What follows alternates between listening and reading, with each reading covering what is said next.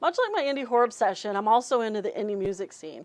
While I've always enjoyed it, the past year I really dove into horror punk and tiki monstery surf jams thanks to the influences of Sex and Monsters, Calabrese, the Ghastly Ones, the Writhers, and Nosferatu. So behind every band with a cult following is the label that promotes and produces their music to ensure those tunes reach our ears. Shortly after my interview with the Nosferatu, Josh Graham, the founder of the duo's label, Altered State of Reverb, introduced himself to me and indicated he was dead set on helping make this unique Halloween season rock on and keep it creepy, which is music to my monster ears. Established in 2018, Altered State of Reverb, say that fast, seeks to create, connect, and produce surf rock, psychobilly, and horror punk. Some notable bands Josh has propelled are Nosferatu, the Neptuners, and Girl Over Planet.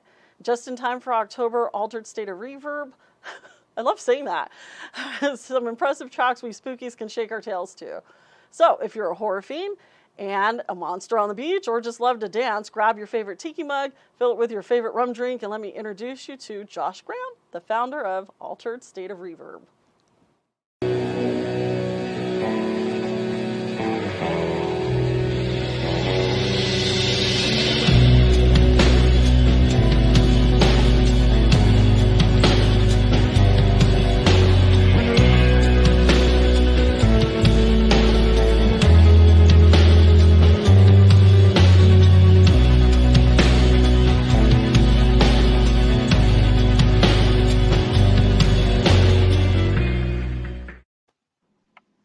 What a smile you have. I'm telling you.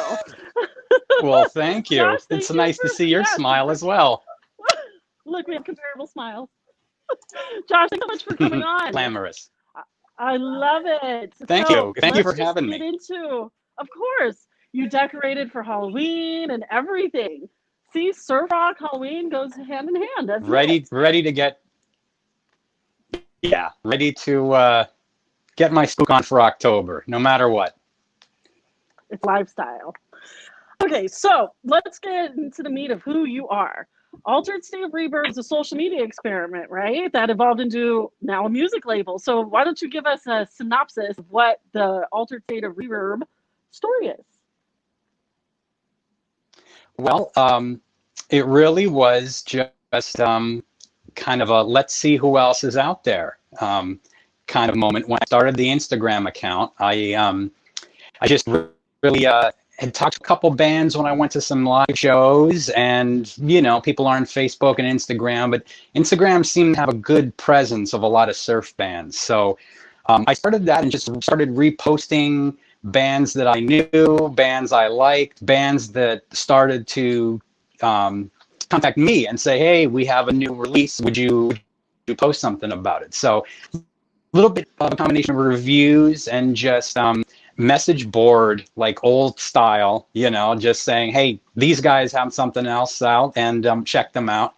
And from there, I got in with a couple bands really good, and then they said, hey, we have a release. Can you help us promote it? And then it just was the next step to say, well, let's make it officially labeled, since I'm going to be trying to do that anyway to promote it, and go from there. Wow. So it's really interesting that you say that. I feel like you remind me a little bit of myself. So I'm going to be looking up to you, kind of, like, hey, I'm just going to keep watching what you're doing. I just went from, just this enthusiast to now I'm a fucking music label guy. Like, wow, that's huge. That's big. So, how did you come to discover surf music? Like, why surf music? Why is that your go-to genre? Surf was always part of my soundscape, even when I didn't know what it was as a kid. You'd hear older songs and you're like, oh, I really like that one with the crashing tank and the drip sound.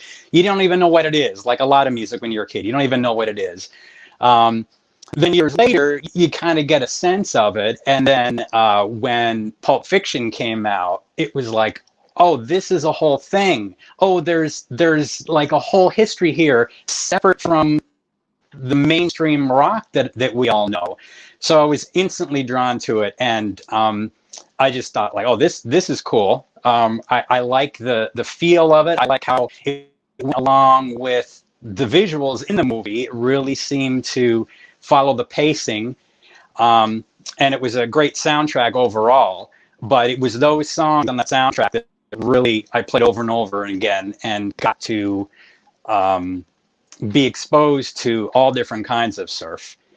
But then with the film connection, years later after that, I'm a motion graphics designer for my day job. So I worked at a company that produced DVDs and Blu-rays.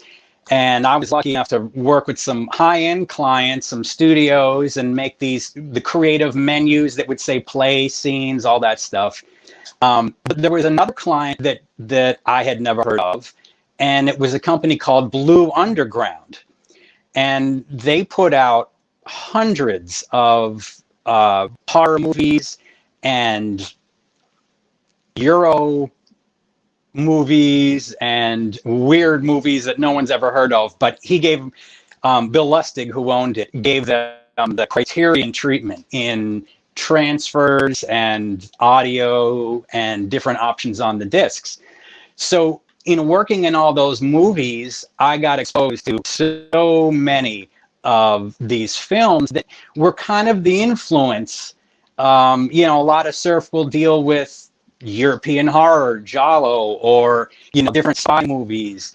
And I think I'd probably seen clips of these movies, maybe in something with surf music, I'm not sure, but it all kind of made sense. I got a good film education in these great cheesy movies that a lot of us love. And it was just this connection back to surf that I discovered.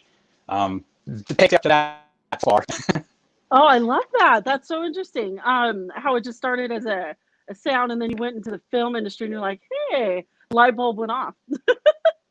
And it's all, I should say surfboard went off. Do you actually, now think about it, it's called surf music. Do you actually surf yourself? You live in New York. Can you surf there? No. No, I don't live in New York. I live in Maryland. I live close to the Chesapeake Bay, but the waves aren't that big. And no, I think surfing is one of those things that I'll just have to say, if I could do it again, yeah, but maybe in the next life, I'll try it. That's so funny. Okay. Now, what was the first horror movie? Because this is a Halloween, Michelle Halloween here. What was the first horror movie that made you, right? What was the first horror movie that actually had an impact on your life? Definitely Night of the Living Dead.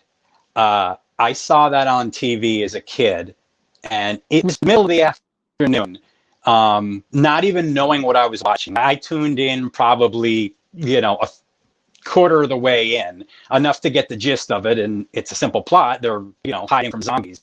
But that movie scared the hell out of me in broad daylight. I could not sleep that night, and it just blew my mind that it was like, oh, this ends badly. They don't get away this time. It's like, yeah, a lot of people thought like, well, that's a little more realistic to life. So, also the thing that really impacted me of that movie, it was shot out in Pittsburgh, the Pittsburgh region. And when I grew up, I was in northeastern Pennsylvania, and those two regions look a lot alike. So as I'm watching this movie and they're driving through the cemetery, and it was like, that looks like back by Grandma's house. Like, this is very familiar to me. Just the terrain, they didn't shoot it in California, like where they shot all those other TV shows like Dukes of Hazzard. It wasn't that. There was something about these low mountains and hills and just the look of it. And like, yep, that's Pennsylvania. So the zombies are coming. Great. That just scared me as a kid. I have an interesting story for you. Do you remember how old you were actually? I had about 10, 11, maybe 11. A little young to see something like that. Oh, I have a story. Remind me to tell you after we're done here. It's pretty funny about what happens when you have your kids thinking that the zombies are actually coming. It's really funny. And if you guys want to hear about that, maybe I'll blog about it. We'll see. Now, as the owner of your own music label, tell us a bit about, what opportunities such a position has afforded you. Like, you've traveled, You've gotten to see some amazing bands, some amazing celebrities. Now that you mentioned the fact that you worked in film as well. So, but just the music label front, what opportunities has that afforded you? Well, it started, I'm just kind of an ambassador. I'm just a very gracious fan. One of the great things about the surf scene is after a show, you can totally go up and talk to any of the people in the band.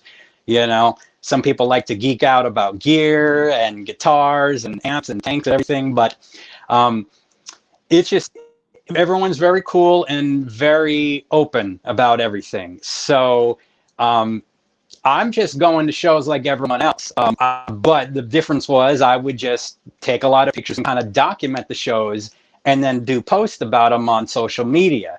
And then that's what kind of led to it all building up. Like, people get to follow you, and then people you don't know are like, oh, I'll see you at the show. Okay, you made a new friend. So I don't feel like I'm going in with all this industry knowledge or anything. I don't want it to be like that. I'm just really a fan of the genre, and I'm kind of documenting going through it and discovering it.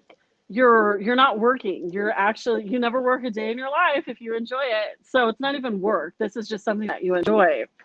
No, I do love. Yeah. I do. It's a bit of both. Yeah. Exactly. Now you remind me of myself. You like making those connections with a community that you feel, at home with. You also show a lot of elation and gratitude towards the artists that have reached out to you. So at this point, what would your biggest aim for Altered State of Reverb at this point? Like, what do you want to accomplish? Like your goal? Or do you have one? Well, I do. I admittedly, like a lot of people, like yourself, I'm sure, we're all making this up as we go.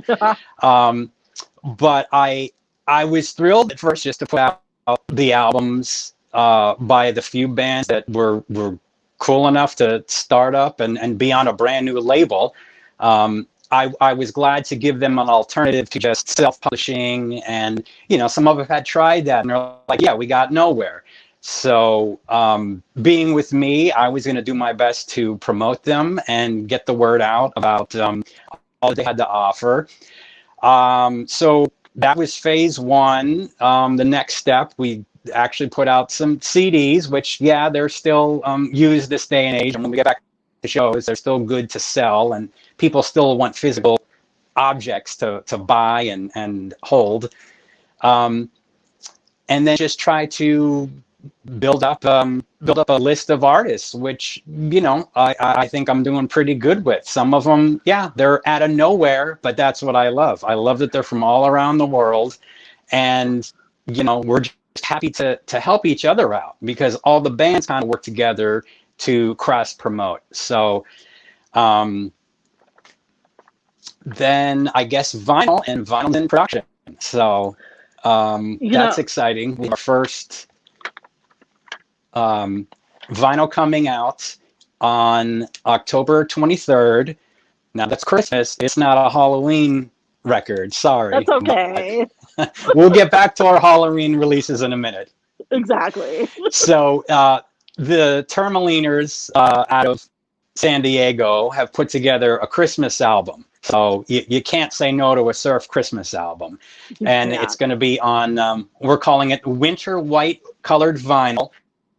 So it's warm and it's Christmas, and I can't wait to get that record out in people's hands. So that's coming out. So that was a big step too. I'm thankful. I learned a lot working with the production company that pressed it, and every step of the way. If you can learn something, then it's worthwhile. This is fascinating. And again, you've only been at this for what, 2 years? Altered State of Reverb. It's only been 2 years, people. Two? 2 years that it was social media, and then the label's been around for a little over a year. The first release was last July. Wow.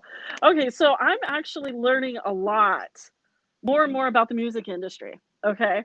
And this is, I'll get into why I love independent music and independent. I like the new stuff that nobody's ever heard of before, because then I feel like I discovered something new and I love to share. Again, we have a lot in common. But the more and more I learn about the music industry. The old way. That's the 90s way. Yes, yes. I love that. It's like this is old school because the more I learn about the music industry, the more I realize how much I hate it. It's a lot of there's so many hurdles and bureaucratic bullshit, which strips away talent sometimes, and it gets very frustrating. So, how as you're learning all this, have you dealt with any adversity in the industry at all? Any advice that you can give to those bands to just keep moving forward, especially when they get hit with those bureaucratic hurdles with the industry? Yeah, what I'm trying to do is help facilitate bands in that region of, you know, see, it's a double-edged sword. You can do everything these days in any industry, but you can be musicians and you can release your own stuff and have it streaming and get CDs made and everything else. But since anyone can do it, anyone can do it, and there's a million people out there doing it. So it's hard to set yourself apart. Mhm. Have I dealt with any adversity? No, because I'm just doing this. I don't have to worry about, I don't know, a board or presidents or marketing people or, I just, if I like the music and I get along with the artists and, we look like we're going to be good partnership together, we go for it. There's no, that's the beauty of it. That's why you can just, which one? That's why I love independence. Now, surf So, music is but for so. bands, Oh, go ahead. but for Sorry. bands, I'm sorry. For bands, I'd say just, keep at it and, see what you can do. Work the system just like larger labels have for years. I mean, it's a hype machine. But we're all doing it now. So Mm, um, just get your stuff in as many places that you can. I like that. Just keep trying. Don't worry about rejection. Just keep going. Now, surf music is Keep so. making your Oh, sorry. music. Yeah, and don't ever stop. Make it because you love it, not because you're trying to earn money. That's how I like looking at it. Yeah. Then you'll see what happens. Let's see here. Surf rock music is super punk rock. I don't, no one can tell me otherwise. It's monster music. So, I think about like the Munsters theme song when I think of, that's the initial thing when I remember when I Classic. first heard, like, I think it was the Ghastly Ones. It was one of the very first surfing music, monster music type of mash together. And I instantly thought of the Munsters theme song. So, it's California. It's so California. Even as goth girls love it. So there's Yeah. no denying the macabre tone that you can instill in surf music. And it's not all created equal. It's like I said, beach music for monsters. Now, how would you describe the Mm-hmm. attraction the horror fiends have towards the genre, the surf rock and the horror punk? Like what I would your mean, attraction? Yeah, I mean, Monsters is a good point. Anywhere where these things can converge of monsters that we love and cool, spooky music, that was it. That was like a nexus. The Monsters was definitely a point in that. And you mentioned the Ghastly Ones. I remember that album, Halloween Hootenanny, where I think it was Rob Zombie's partnered with a company or started his own small offshoot label. But that album was great. There was a lot of good surf on there, a lot of good rockabilly kind of stuff. But that album was like, oh, there's so much of this out there. I mean, comparatively, no, but you're like, there's more to get into. So it's like every Halloween, I think Surf gets a couple more fans just because of this crossover with the spookiness of it. Everyone loves Halloween, and you feel like a kid or something when you hear certain riffs. It's nostalgic. Let's Yeah, see here. Now you're again so impressive. You're so impressive. It's only been a little over a year, thank you. and you've signed some incredible bands like the Neptuners. They have quite a history. They've been around since the '90s. They've been jamming ever since then. So Yes. tell us how you came to sign such an iconic surf trio. Well, it goes back to the connectivity of the social media. Actually, it was Laura Bethita, I should say, the drummer, who reached out to me, who I had been a fan of the Neptuners for a long time, and I would post once in a couple post about them, just saying, hey, this is back from the 90s. Check out this good song. And I had looked them up, and they just didn't seem active anymore. It was hard to tell.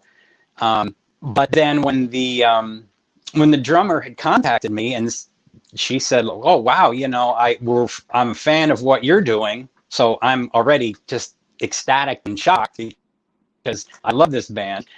And she said that they were looking for a home, essentially, for their album that had already been recorded at that point a couple months prior, but that they were kind of getting frustrated. I mean, the genre, it's tough. You can't get a major label to look at you, and the landscape is all different now. Last time they had a release, it was the late 90s, so we were buying CDs at a store. So with it being so different, she was looking for someone who adapted, who was ready to do this differently, to figure out what a label is supposed to be in an all digital universe where everything just streams and it's instant. So we're all trying to figure out what it means, I think, as we go. But she saw that working with me could, we could partner and do something together. Seem to be on the same page. That's rad. That's so rad. And I love how the story went from, well, she reached out to me, and, now I'm in charge of basically modernizing, this band that hasn't released anything since, the days of Tower Records. And I miss it so much. We don't want to call it a comeback. No, they've always been there, people. They've always been there. Yeah. Now, I have to get into my babes, Nosferatu. How'd that happen? Yes. I love them. Well, I can only tell so much of the story, but we'll just say that the vampires contacted me. I had kind of known about them from legends, but it was just in passing. Hey, there's a project. Let me get in touch with you soon. And away it went. That sounds like Nosferatu. I was, yeah.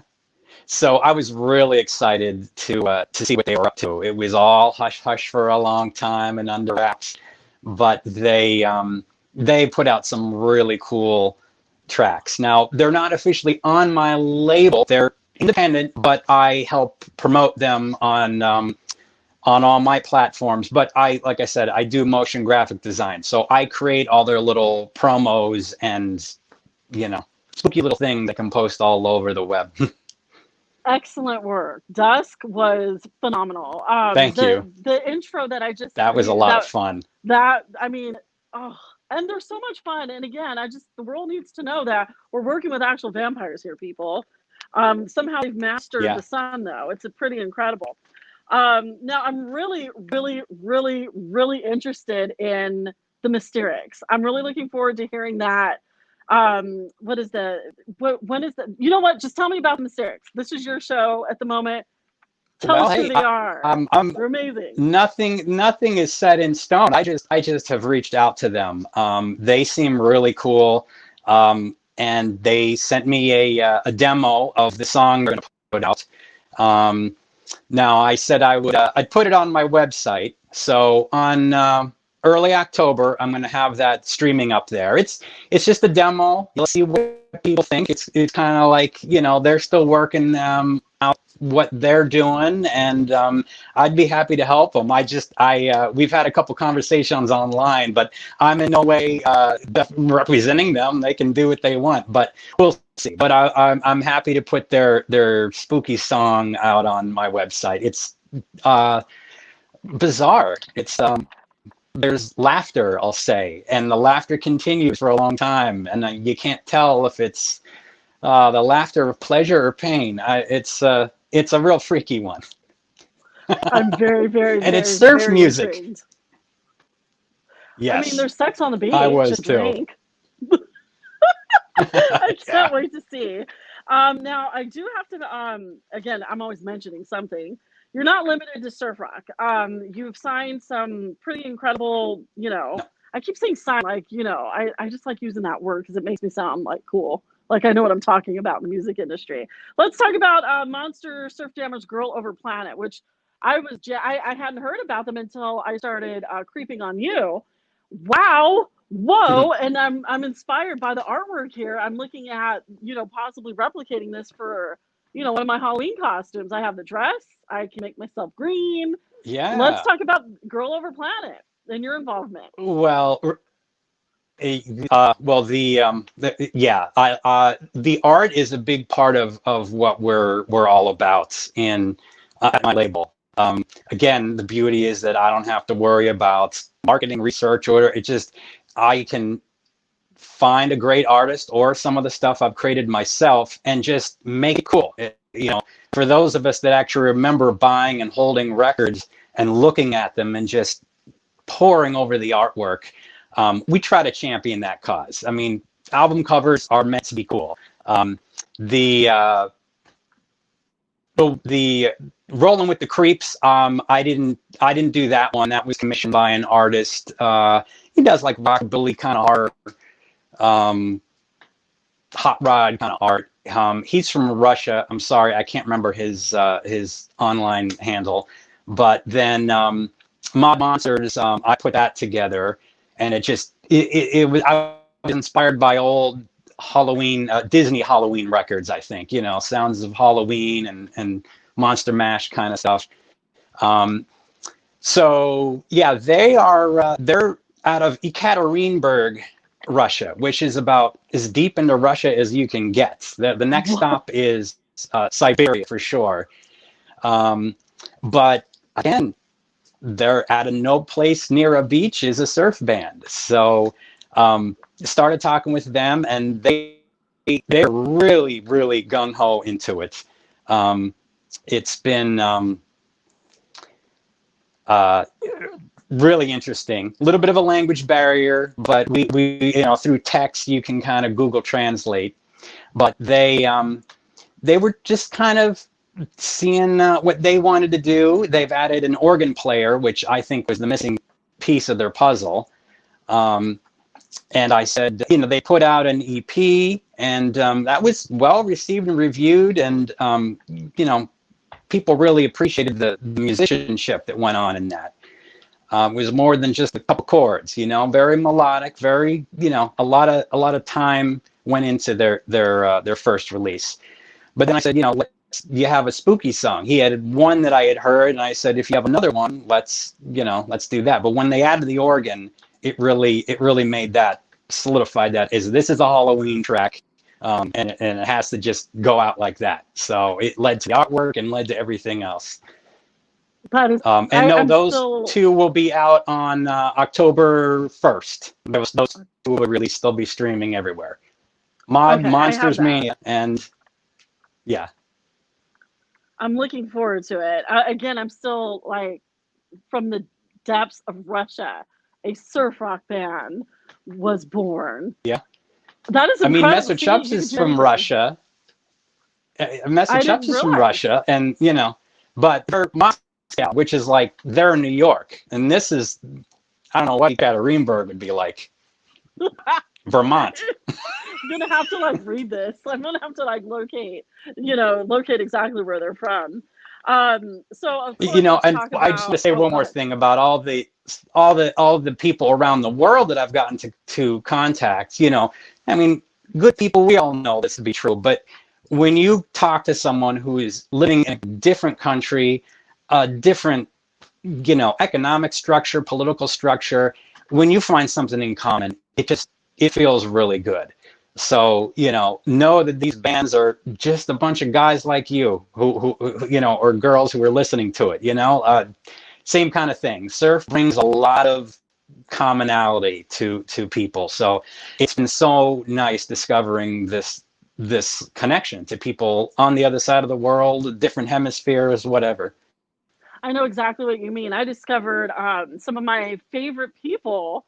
Same thing. I had reached out to a musician in Italy, and we were talking about the pandemic. And next thing you know, we were talking. Let's do an interview, different genre of music. But it's just, again, I love that perspective that you get from around the world when you find that one commonality. Yeah. It's incredible. Again, that's one of the things that you do what you love. The social media experiment has afforded you these opportunities that, maybe your day job hasn't done. But you have a pretty cool day job too. Let's see here. Thanks. Hybrid But moments. Ooh, I'm really oh, excited about this one too. Everything that you do, I can't wait to see and hear. So this is a Tiki Lounge version of Die Die My Darling. How did that yeah. happen? Well, the guy who produced this, his main moniker was Werewolves in Siberia. And he did a lot of horror synth, kind of throwback 80s synth music. It's like a soundtrack for an 80s horror movie that does exist. He's put out a couple albums. You can check him out on Bandcamp. But he's from up in Idaho, up in the Boise area, where the first band that I signed, the Zootopians, are from. So it was kind of like met him through that connection. But he had done, some really cool arrangements in all this, Friday the 13th sounding music. So I had reached out. I said, is there something we can do, or it was a long shot, but I'm like, it's a horror connection. So there's got to be some way to merge this. So he took a little bit of break from the horror movie kind of sound, and he wanted to do some tiki. He's also a big tiki guy. So he wanted to do like a tiki track. So the first release that they put out was from now he goes by Lava Lagoon on my label, but the first one was just kind of let's see how to create that sound. It was cool. It was definitely on the other end of the spectrum. It's surf, not really, but when you're not listening to surf music, you're having a Mai Tai. So it went well with the whole expanded universe of what a lot of us are into. But then he figured out, he said, I want to do something to combine it. And he's like, I think I figured it out. So reworking a Misfits song as just a laid back tiki style in a dark lounge with pufferfish hanging on the wall. It's really cool. It's fun. It's fun to hear, when there's a good cover, it's so enjoyable. A good cover song. You just, you're like, as it's happening, you're just, how are they doing? Wait, what are they going to do with this part? Oh, that's so cool. So it's, for nothing else, pure curiosity. But when I can't think of a genre bending cover song that's going to be like this. So Oh boy, this is really exciting. The anticipation. When is that one coming out? that is October 9th. So that'll be October streaming 9th. everywhere. Oh, and I did get to do the cover design on that. So I don't know if you have that, but it's the Misfits logo, but it's kind of like chiseled into some bamboo wood, and there's a drink there, and it's still the Misfits, but you'll see. It's also kind of a lounge look. I don't think I have that image at the moment, but I will make sure that it gets on there before, when everyone gets to see this. Yeah. So October 9th, I'm looking forward to that. Now, with 2020 being such a difficult year for live entertainment, everything what am I writing here? I can't even read my own questions. It's a difficult year for live entertainment. What are you hoping for your artists, moving forward at this point? Obviously, Joe Sferaci spent 3 months working on Dusk. So music is happening. It's just not happening at the pace that we're used to, and we're not getting the live shows. What are you hoping for the artists that you have yet to discover and hope that they're working on? Just keep creating. What are your words of advice to them? Yeah, it's been quite a year for everyone, but yeah, in the music industry, for just small bands and the remote end of it that we're all in, it's been really difficult. A lot of stuff was put on hold. A lot of bands just couldn't record. Some of them did remotely, if they had the gear. There was some good triumphs. Some good stuff came out of this. Everyone being seclusion, but it was difficult. And not getting the shows was tough because, you know, it's your friends and your family out there. You know, everyone has their regional bands they like to go and see, and people you only see at these kind of shows. So everyone's hanging in there though. So just hopefully soon, but we're doing it. You know, we got to do it safe. But I think just like how the music industry changed so fast in the last 10 years, this all changed in a couple of months. So we're trying to figure out the best way to do this. A lot of people were trying to do some live stream concerts. That was good. But yeah, ideally to go back to be able to everyone doing shows in their hometowns and selling CDs and T-shirts. That's what we're hoping for. It's also been tough because you just can't get new media from these bands. You know, they can't even get together for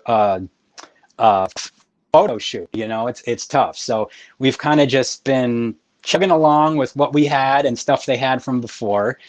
But if bands are out there, make use of this time, work on your skills, and you know, document stuff and take some cool pictures. You're gonna have to do it yourself for a while. I know, and we're all rooting for you guys. Just know we don't want you to give up. You have yet to be discovered, is what I want to say. Keep going, keep trudging forward. Yep. What was the last live show that you actually went to? Man or Astroman. And that was up in Philly in late February. I mean, it was right before this happened. So it's like, if I'd known how soon it was going to happen, I might have thought twice about going.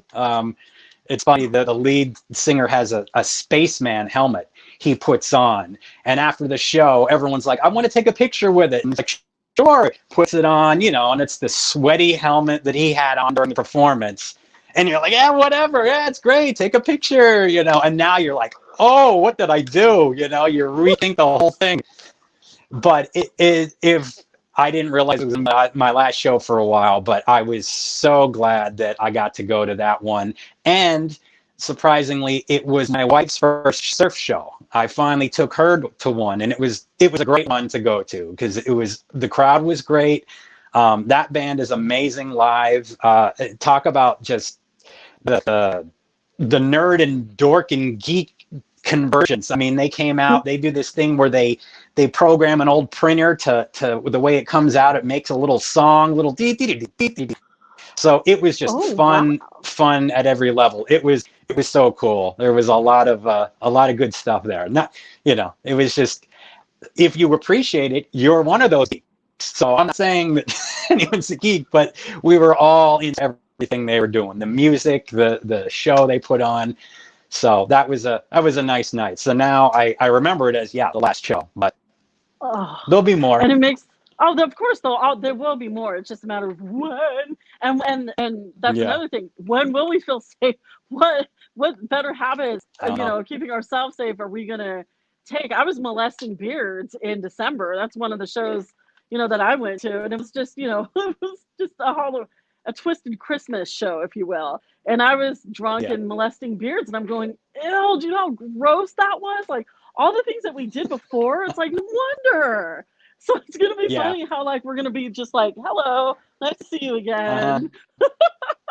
That's the stuff I'm looking forward to, is how are we going to interact at these live shows from now on?